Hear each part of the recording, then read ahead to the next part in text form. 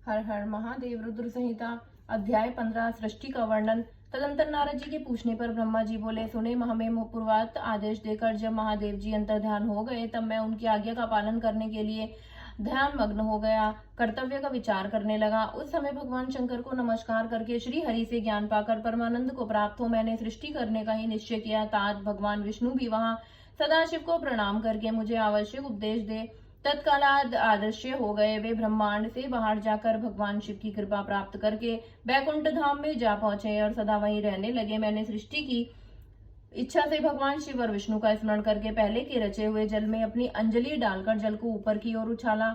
इसमें वहां एक अंड प्रकट हुआ जो 24 तत्वों का समूह कहा जाता है। विप्रवर वह विराट आकार वाला अंड जड़ रूप ही था, जिसमें चेतना न देखकर मुझे बड़ा संशय हुआ और मैं अत्यंत कठोर तप करने लगा। 12 वर्षों तक भगवान विष्णु के चिंतन में लगा रहा। तात वह समय पूर्ण होने पर भगवान श्री हरि स्वयं प्रकट हुए और बड़े प्रेम से मेरे अंगों का स्पर्श करते हुए मुझे प्रसन्नता पूर्वक बोले। श्री विष्णु ने कहा, हे ब्राह्मण, तुम वर मांगो, मैं प्रसन्न हूँ। मुझे तुम्हारे लिए कुछ भी अदेय नहीं है।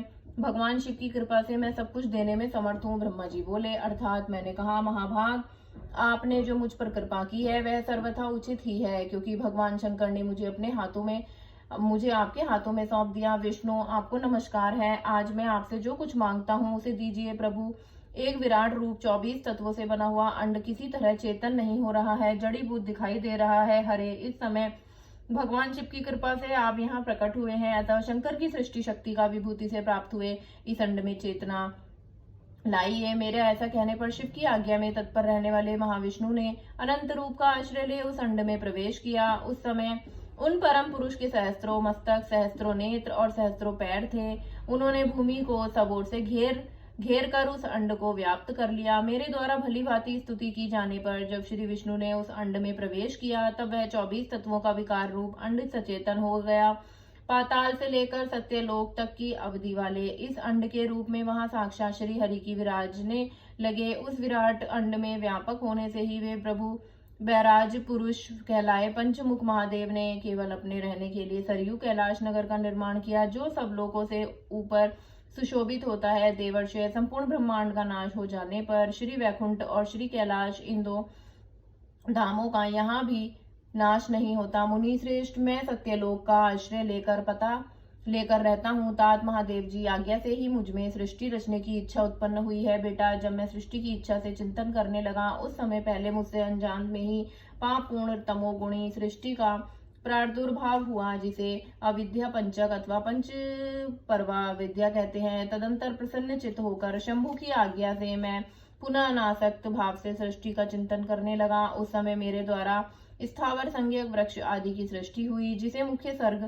कहते हैं। यह पहला सर्ग है, जिसे देखकर तथा वह अपने लिए पुरुषार्थ का सार्थक नहीं है, यह जानकर सृष्टि की इच्छा वाले मुझे ब्रह्मा दूसरा सर्ग प्रकट हुआ, जो दूध से भरा हुआ और उसका नाम है त्रियत क्रोधसा। वह सर्ग से भी पुरुषार्थ का साधक नहीं था, उसे भी पुरुषार्थ साधन की शक्ति से रहित जान जब मैं पुनः सृष्टि का चिंतन करने लगा तब मुझ में शीघ्र ही तीसरे सात्विक सर्ग का प्रादुर्भाव हुआ, जिसे उर्दर्व स्त्रोत्रा कहते हैं। यह देव सर्ग के नाम से विख्यात हुआ। देव सर्ग सत्यवादी तथा अत्यंत सुखदायक है, उसे भी पुरुषार्थ साधन की रुचि एवं अधिकार से रहित मानकर मैंने अन्य सर्ग के लिए अपने स्वामी श्री शिव का चिंतन आरंभ किया।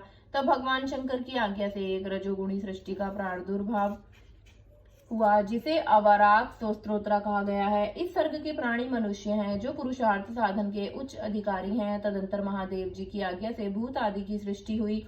इस प्रकार मैंने 5 तरह के वैकृत सृष्टि का वर्णन किया है। इनके सिवा 3 प्राकृतिक सर्ग भी कहे जाते हैं, जो मुझ ब्रह्मा के सानिध्य से प्रकृति से ही प्रकट हुए हैं। इनमें पहला महात्मा का सर्ग है, दूसरा सूक्ष्म भूतों अर्थात तन मात्राओं का सर्ग है और तीसरा वैकारिक सर्ग कहलाता है। इस तरह के 3 प्राकृत सर्ग हैं। प्राकृतिक और वैकृत दोनों प्रकार के सर्गों को मिलाने से 8 सर्ग होते हैं। इनके सिवा 9वां कौमार सर्ग है, जो प्राकृतिक और वैकृत भी है। इन सबके आवंतर भेद का वर्णन मैं नहीं कर सकता, क्योंकि उसका उपयोग बहुत थोड़ा है। अब द्विजात्मक सर्ग का प्रतिपादन करता हूँ। इसी का दूसरा नाम कौमार सर्ग है, जिनमें सनक सनंदन आदि कुमारों की महत्वपूर्ण सृष्टि हुई है। सनक आदि मेरे 4 मानस पुत्र हैं, जो मुझ ब्रह्मा के ही समान हैं। वे महान वैराग्य से संपन्न तथा उत्पन्न व्रत का पालन करने वाले हुए उनका मन सदा भगवान शिव के चिंतन में ही लगा रहता है। वे संसार में विमुख एवं ज्ञानी हैं। उन्होंने मेरे आदेश देने पर सृष्टि के कार्यों में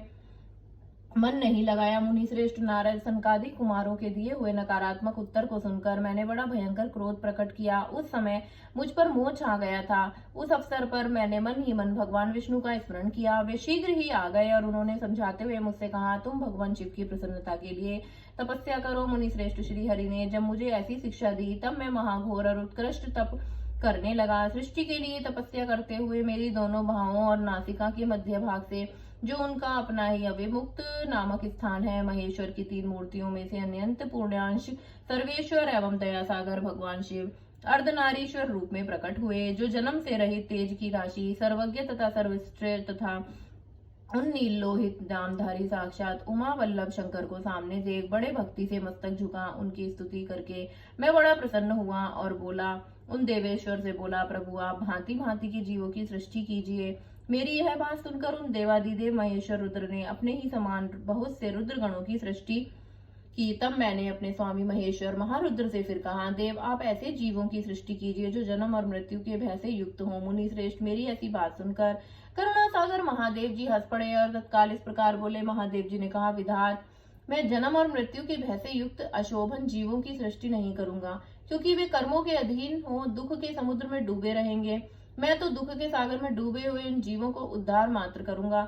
गुरु का स्वरूप धारण करके उत्तम ज्ञान प्रदान कर उन सबको संसार सागर से पार करूंगा।